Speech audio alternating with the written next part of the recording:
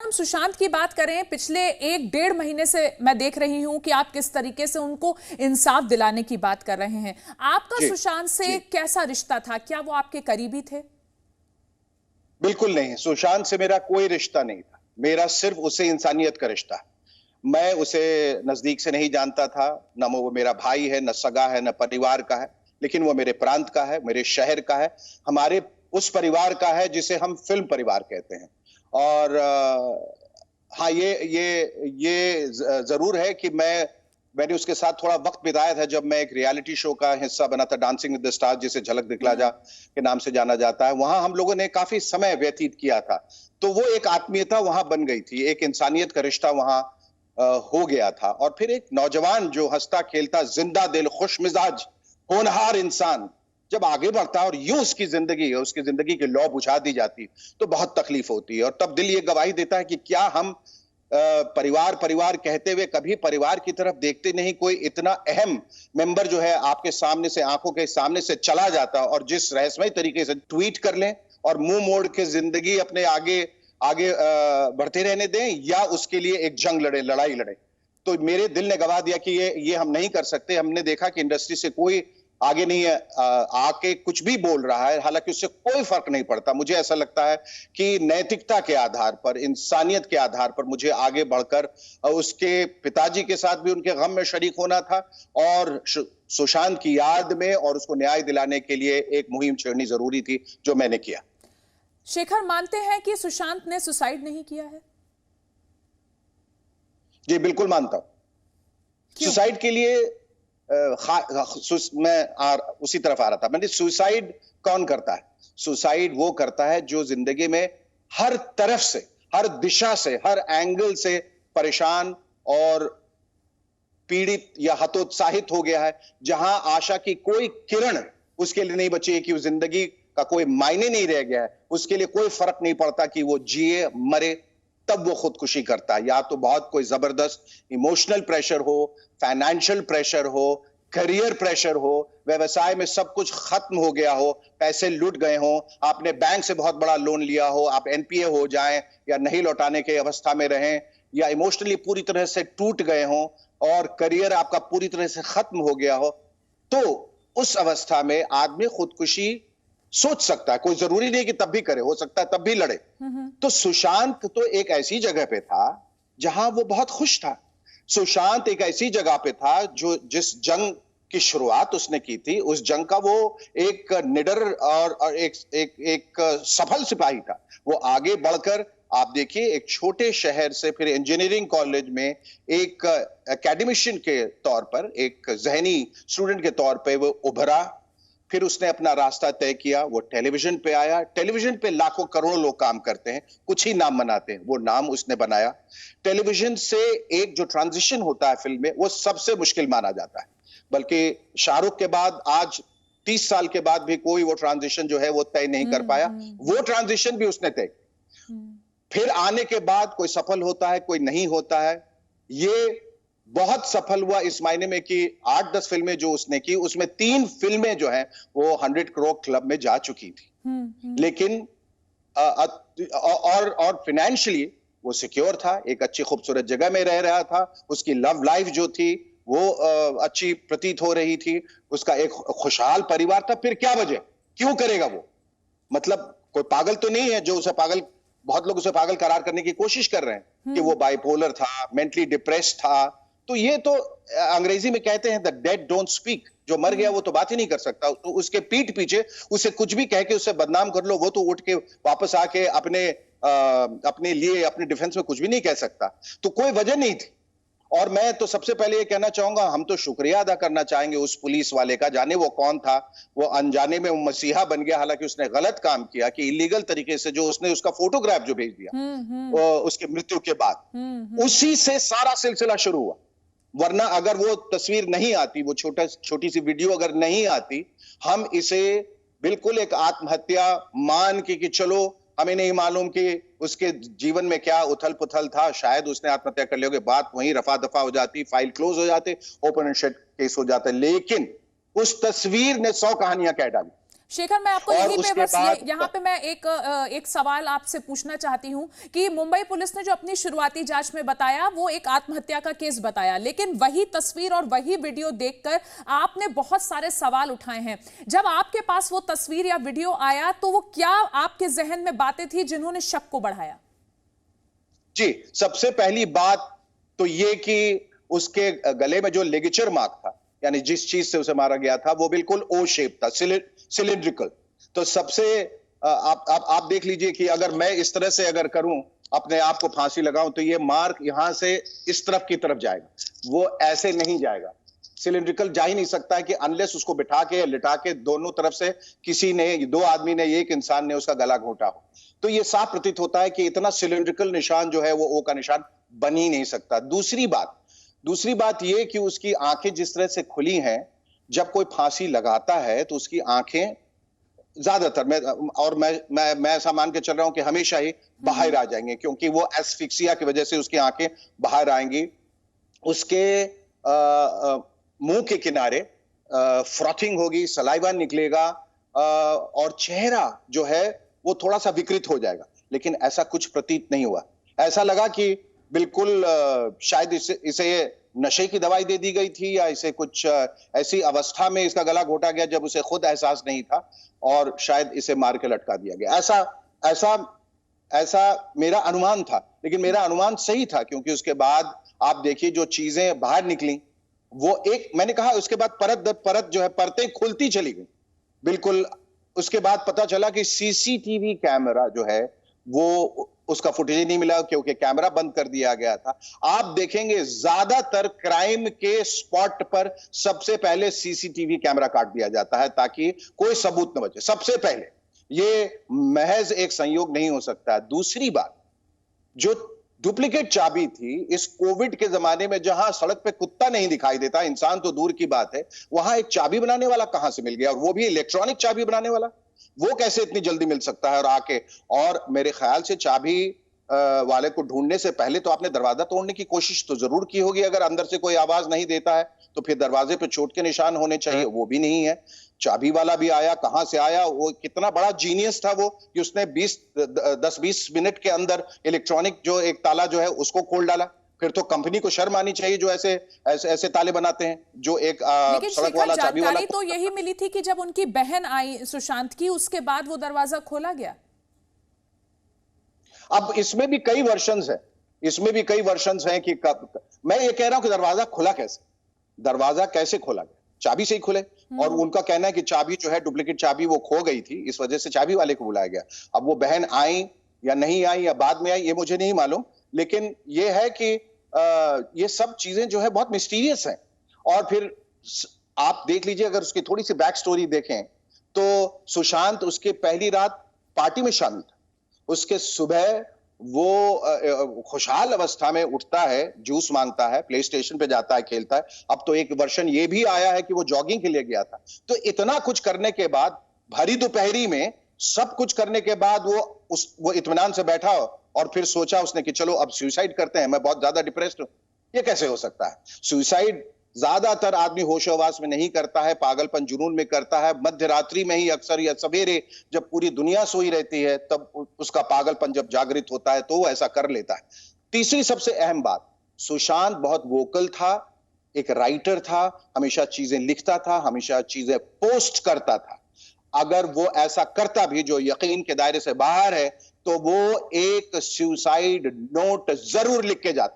ये मैं मानने को तैयार नहीं हूं कि सुशांत जैसा इंसान, मतलब आप देखिए, इससे पहले भी एक कोई टीवी के एक एक्टर थे, उन्होंने कुशल उन्होंने अपनी जान ली थी, तो वो एक सुसाइड नोट छोड़ के गए थे। इसके पहले और भी जो जाने गई हैं, वो सुसाइड नोट छोड़ के गए। और जहां जहां सुसाइड नोट नहीं छोड़ा गया है, वो सारी चीजें जो है वो शक के दायरे में। जिया खान का केस अगर आप ले लें और इनका केस ले लें, तो बिल्कुल एक दूसरे के बहुत करीब है। उस केस को भी, जो एक साफ एक मर्डर केस नजर आ रहा था, उसे भी एक सुसाइड घोषित कर दिया गया, जहां उनके तमाम बॉडी पर एक शार्प ऑब्जेक्ट से उनको उनको उन पर प्रहार किया गया था, वो सब जो है वो ना पोस्टमार्टम में उसकी बात की गई, और की गई तो फिर जब सीबीआई इंक्वायरी हो गई उस दायरे से भी बाहर निकल के उनकी माँ, जो मैंने उनका इंटरव्यू सुना, उन्होंने कहा कि 7 साल से हम सर पटक रहे हैं, हमने प्राइवेटली इसको इन्वेस्टिगेट कराने की कोशिश किया लेकिन उसका कोई नतीजा नहीं निकला।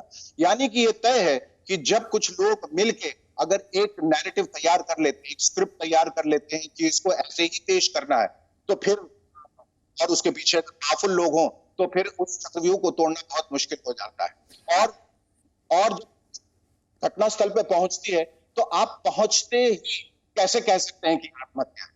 मतलब तो जाहिर सी बात है, कोई एक साधारण सा इंसान भी सोच सकता है कि किसी को मार के टांगा जा सकता है, तो आपको ये कहना चाहिए कि आत्महत्या प्रतीत होता है, it seems like a suicide. चौथी बात कि अगर ये आत्महत्या का केस है जो पुलिस की है, तो ये फाइल तो 2 दिन में बंद होनी चाहिए, फिर ये 40-42 दिन तक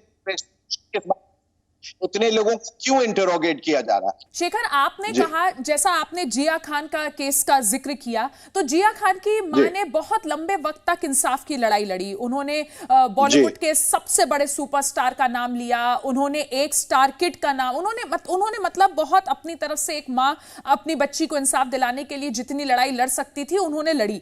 अगर हम सुशांत की बात करें तो सुशांत का परिवार इस पूरे मामले पर चुप है। शेखर, मैं क्या कहूं इस बात पे? मैं तो कुछ नहीं कह सकता, मैं कुछ कहना गलत होगा। मेरे ख्याल से वो जिन परिस्थितियों से गुजरे हैं, जिस त्रासदी से गुजरे हैं, उनसे कोई भी सवाल करना इस वक्त गलत होगा। लेकिन ये सवाल हम अपने आप से तो उठा सकते हैं, और ये सवाल मैं अपने आप से हर रोज उठाता हूं कि क्यों वो चुप है, परिवार क्यों चुप है। मैं समझ सकता हूं आप शोक स्तब्ध हैं, मैं उस त्रासदी से गुजर चुका हूं, लेकिन ये सुशांत सिर्फ आपका ही नहीं, हिंदुस्तान का बेटा था, वो बिहार का बेटा था, और हर लोग उनके लिए लड़ाई लड़ रहे हैं। अगर आप आकर सामने ये कह दें कि हमें भी सीबीआई इंक्वायरी चाहिए, तो इसको कितनी ताकत मिलेगी। शायद वो इस बात पर अभी अमल नहीं कर रहे हैं, लेकिन मेरे दिल ने गवाही दी कि चूंकि मैंने कहा कि इस ट्रेजेडी से गुजर चुका हूं, मुझे ऐसा लगा कि मुझे उनके गम में शरीक होना चाहिए, और मैंने वो काम किया जो शायद मैं किसी के लिए नहीं करता। और क्यों किया ये भी मुझे समझ में नहीं आ रहा, पर जहां दिल की बात होती है फिर उसके आगे सारे लॉजिक जो है फेल हो जाते हैं। मैं परिवार से लड़ के, जो मैं 4 महीने कोविड में बाहर नहीं गया था, मैंने एक एयर ट्रैवल किया, यहां से मुंबई से मैं पटना चला गया और उनके पिताजी से मिलके आया मैं। हालांकि हमारे बीच कोई बात नहीं हुई, हम सिर्फ अगल बगल बैठे, और मैं समझता हूं कि इन हालातों में अल्फाजों का कोई मतलब भी नहीं रहता। मैं सिर्फ उनके गम में शरीक होना चाहता था। मैं जानता हूं कि पिता के लिए एक जवान बेटे की मृत्यु क्या होती, मतलब उसका भारीपन क्या होता है, उसकी संजीदगी क्या होती है, उसका गम क्या होता है। मैं उन सब चीजों से, उन सब भावनाओं से गुजर चुका हूं। लेकिन कहीं भी, उनकी बहनें भी थी, कोई एक शब्द किसी ने नहीं कहा, और मैं सिर्फ वहां से उनसे मिलके वापस चला आया। लेकिन मैंने सोचा कि शायद ये सही वक्त नहीं है अभी कुछ भी बात करने के लिए। लेकिन आज 42 दिन हो गए, उनकी तरफ से एक भी बयान नहीं आया है, एक भी स्टेटमेंट नहीं आया है, जो बहुत निराशाजनक है। लेकिन फिर भी मैं कह रहा हूं कि हम उनके प्रिवेसी को हम रिस्पेक्ट करते हैं, उसका एहतराम करते हैं। वो चुप अगर हैं, अगर सादे में हैं, तो ये उनका निजी मामला है, ये उनका जाती मामला है। ये एक गुनाह होगा अगर हम उनसे कुछ पूछेंगे, लेकिन अगर वो कह देते तो जैसा मैंने कहा कि इस मुहिम को बहुत बल मिल जाता। शेखर, क्या आपको लगता है कि आप दोबारा शायद उनके फादर से या सिस्टर से कांटेक्ट करने की कोशिश करेंगे? नहीं, मुझे नहीं लगता कि मुझे कोई उन पर दबाव डालना चाहिए, किसी को भी। अगर वो अपने मर्जी से, अपने मन मुताबिक अगर वो आगे बढ़ते हैं, अगर मुझे बुलाते हैं, अगर मुझे कुछ कहते हैं, तो मैं जरूर जाऊंगा, और मैं दुनिया के अंत तक जाऊंगा, और हर किसी का साथ दूंगा जो इस मुहिम से जुड़ा हुआ है। मुझे बहुत खुशी है कि ट्विटर पे जब भी मैं कुछ ट्वीट करता हूं, उसमें हजारों लाखों लोग जुड़ जाते हैं, और सब लोग सिर्फ इसी इंक्वायरी की मांग कर रहे हैं। मुझे बहुत खुशी है कि ना सिर्फ दुनिया में बल्कि विदेशों से भी लोग जुड़ रहे हैं। और बहुत लोगों ने कहा कि परिवार के लोग क्यों नहीं बाहर आ रहे हैं। हमने कहा कि ये उनका जाती मामला है, अगर वो आए तो अच्छा है, नहीं भी आए तो ये लड़ाई हम सबकी, एक निजी लड़ाई भी हम सब की लड़ाई है। क्योंकि मैंने कहा कि वो सुशांत जो है एक पब्लिक डोमेन में था, वो एक फिल्म का हिस्सा था और फिल्म दुनिया का हिस्सा है, इसलिए हम सब ये अपने तरफ से ये लड़ाई उसके बिहाफ पे लड़ रहे हैं, सुशांत के बिहाफ पर लड़ रहे हैं। पर ऐसा कभी आगे कुछ हुआ भविष्य में, अगर उनके परिवार की तरफ से कोई भी आगे बढ़कर पिताजी या बहनें अगर कुछ आके बोलती हैं, किसी तरह की मदद, किसी तरह का सहयोग, तो हम सब तैयार बैठे हैं उसके लिए। शेखर, क्या आपके मन में ख्याल आया कि बहुत मुमकिन है कि परिवार शायद इस बात को जानता रहा हो? जो एक थ्योरी है कि सुशांत मेंटली परेशान थे या डिप्रेशन की जो बात हो रही है, क्या आपको ऐसा पर्सनली लगा कि शायद परिवार भी ये मानता हो कि ये सुसाइड है? ये भी एक पक्ष हो सकता है इस कहानी का। अब ये तो एक कयास लगाया जा सकता है, मतलब ये स्पेकुलेट करने वाली बात हो गई। हम नहीं जानते कि वो क्या जानते हैं, हम सिर्फ अनुमान लगा सकते हैं। लेकिन मैंने कहा कि मैं अभी जिन चीजों की बात कर रहा था कि वो इतना साफ जाहिर होता है कि ये एक हत्या है। It was a case of homicide, not suicide. उसमें डिप्रेशन की बात आनी ही नहीं चाहिए, क्योंकि अगर हम मान भी लें, अगर ये मान के चले, मान लीजिए, प्री सपोजिंग द फैक्ट कि ऐसा परिवार वाले सोचते हैं कि डिप्रेशन शायद रहा होगा, बाइपोलर रहा होगा, इस वजह से उसने आत्महत्या की और इस बात से शायद वो निश्चिंत हो, फिर भी हम इसलिए नहीं मानने को तैयार हैं कि अगर आप सुशांत की फिल्में देखें, सुशांत के सोशल इंटरैक्शंस देखें, सुशांत के सोशल बिहेवियर देखें, तो कहीं प्रतीत नहीं होता है कि ये इंसान जो है वो डिप्रेस्ड है। क्योंकि डिप्रेस्ड इंसान कभी न कभी तो एकांत में चला जाएगा, कभी न कभी तो हम देखिए, हम लोग एक्टर हैं, हम लोग पहचान सकते हैं किसी चेहरे को देखकर कि ये इंसान जो है वो अभिनय कर रहा है और ये खुश रहने का एक दिखावा कर रहा है, एक नाटक कर रहा है। कहीं नहीं, वो मुझे इतना खुश मिजाज और इतना हमेशा उत्तेजित रहता था। आप देखिए कोई भी उसके इंटरव्यू, जब वो फिल्म को प्रमोट करने जा रहा है या कहीं भी वो एक सोशल इंटरैक्शन है, वो हमेशा ज्यादा, बल्कि मैं कहूँ ओवर एक्साइटेड रहता था। एक डिप्रेस्ड इंसान ओवर एक्साइटेड रहेगा या एक्साइटेड रहेगा, इंथुसियास्टिक रहेगा? ये तो हो ही नहीं सकता। वो कहीं आप देखिएगा कोने में अकेला पड़ा रहेगा, कम बातें करेगा, मोनोसिलेबिक रहेगा, हाँ या ना में जवाब देगा, क्योंकि वो हमेशा उसका एक दिमाग कुछ और सोचता रहेगा। और बाइपोलर तो ऐसा है कि बाइपोलर में it almost borders on schizophrenia, कि जहां दो किरदार एक ही किरदार में जहां सम्मिलित रहते हैं, वो कभी बहुत खुश रहेगा, कभी बहुत आक्रामक रहेगा, बहुत गुस्से में रहेगा, तो उसका मिजाज जो है वो बदलता रहेगा और वैसिलेट करेगा, बिल्कुल डायमेट्रिकली ऑपोजिट जिसको कहते हैं, स्पेक्ट्रम के एक अंत से लेकर दूसरे अंत तक। ऐसा कुछ भी देखने को नहीं मिला। तो मैं नहीं सोचता हूं कि परिवार इस बात को लेकर निश्चिंत है या इस बात से अवगत है कि वो बाइपोलर था, डिप्रेस था, इसीलिए वो आवाज नहीं उठा रहे। मेरे ख्याल से वजह कुछ और है, शायद आने वाला वक्त हमें ये बता देगा। कोई प्रेशर आपको लगता है, कोई प्रेशर हो सकता है उन पर? कुछ मैंने कहा कि अभी हम कुछ भी करेंगे वो सिर्फ एक कयास ही होगा और एक सिर्फ अनुमान ही होगा। प्रेशर भी हो सकता है, या हो सकता है कि वो वेट कर रहे हो कि पुलिस जो है वो क्या रिपोर्ट लेके आती है और उसके बाद शायद फिर वो कोई अपना अगला कदम उठाए। शेखर, आपने दिल बेचारा देखी? जी। कैसी लगी आपको फिल्म? वो जो एक्सपीरियंस कल शाम 7:30 बजे के बाद, इतने दिन से आप उस केस को फॉलो कर रहे हैं, हम लोग खुद उस केस को इतने दिन से फॉलो कर रहे हैं। मैं पर्सनली अगर आपके साथ शेयर करूं तो सुशांत को स्क्रीन पर देखते देखते बहुत सारे ख्याल, इतने दिन से जो तमाम खबरें हम दिखा रहे हैं, सब कुछ एक रील की तरह चल रही थी। आपका एक्सपीरियंस कैसा था? बहुत सरियल था एक्सपीरियंस, सरियल एक्सपीरियंस। ऐसा लगा कि सब हो भी रहा है, नहीं भी हो रहा है। मतलब ये देख के सुशांत को पर्दे पर एक जीवट, कर्मठ, हंसता खेलता, जिंदा दिल इंसान अब नहीं है हमारे बीच में, और ये वो सिर्फ एक निशानी छोड़ गया है। ये बात जो है दिल मानने को तैयार ही नहीं, और कल भी तैयार नहीं था। और